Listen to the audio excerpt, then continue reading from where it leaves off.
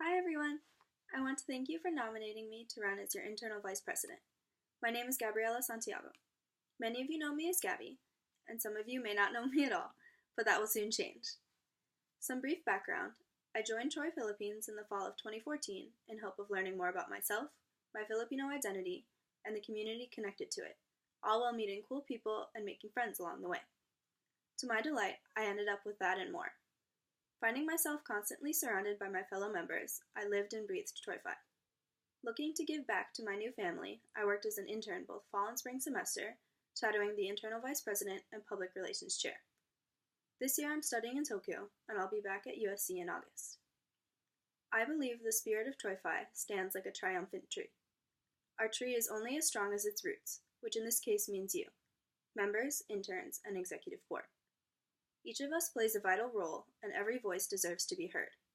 We prosper through the mutual care we provide one another, providing the nutrients to help one another grow and breathe life back into Troy Phi, USC, and our extended community. As internal vice president, I am responsible for tasks such as maintaining the Constitution, facilitating elections and evaluations, and most importantly, managing connections within the USC community, as well as making sure the Troy Phi family stands strong. However, with such an active, vibrant community, it's easy for information to get lost along the way. Although I cannot speak from the perspective of this year, I found while working with the executive board, our main setback was lack of clarity. This happened both between e-board members and between the e-board and general members. Thus, my main goal is to improve transparency and communication. This is what grounds us, and we cannot grow without the sense of stability. For e-board, the main issue was people not being clear about where they stood with tasks or not communicating when they needed help from others. This had a domino effect, which made it difficult for interns to stay on the same page as board and resulted in information lost with the general members. It's important for the executive board to set the bar in terms of expectations and lead by example. Thus, I will make the first step in hope that you will join me as well. I am transparent in the way that you can ask me anything, and I will happily respond no matter how personal.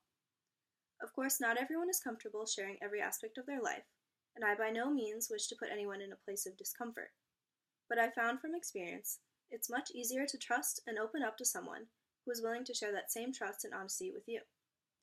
Once you've built that sense of trust, or at least agree to be honest with one another, criticism can become constructive criticism and more productive collaboration.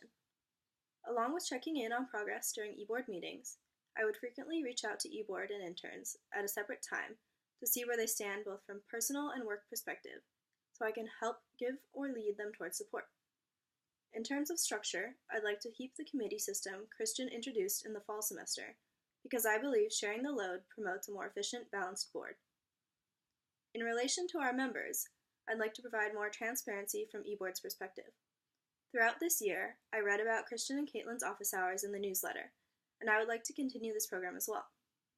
I think it's great to have a set time where anyone can ask questions, share any concerns or suggestions, as well as speak freely without hesitation.